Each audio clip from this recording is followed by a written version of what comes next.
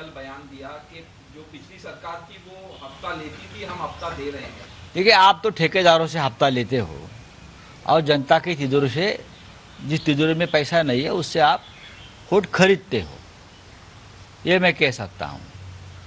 50-50 करोड़ कहाँ से लाए? 100-100 करोड़ विधायक और सांसद खरीदने के लिए आप अपने घर से खेती उगाते हो क्या सातारा में? मुझे बताइए। उनकी बात मत सुनिए, 2 महीने की बातचीत है उनकी।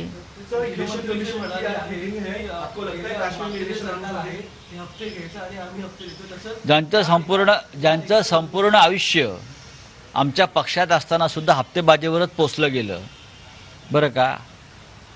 हप्तेबाजी, गुत्तेबाजी, ठेकेदारी हे ज्यांच्या राजकारणाचं सूत्र राहिलं आणि आता इथून हप्ते गोळा करायचे आणि दिल्लीत द्यायचे. इथून हप्ते गोळा करायचे, इथून थैल्या गोळा करायच्या आणि त्या थैल्या दिल्लीच्या चरणी व्हायच्या आणि आपला मुख्यमंत्री पद टिकवायचं. अशा व्यक्तीबद्दल आम्ही काय बोलायचं? या महाराष्ट्राने काय बोलायचं? 50-50 कोटीला आणि 100-100 कोटीला आमदार खासदार विकत घेतात, नगरसेवक विकत घेतात, न्याय विकत घेतात, कायदा विकत घेतात. हे हप्तेबाजीवरच होतं ना, हे कष्टाच्या पैशावर होत नाही.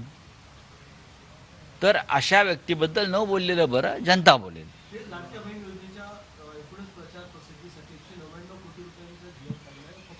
हा लाडक्या बहिणींचा प्रचार नसून हा त्यांचा निवडणुकीचा प्रचार आणि तो जनतेच्या पैशाने होतो. यालाच हप्तेबाजी म्हणतात.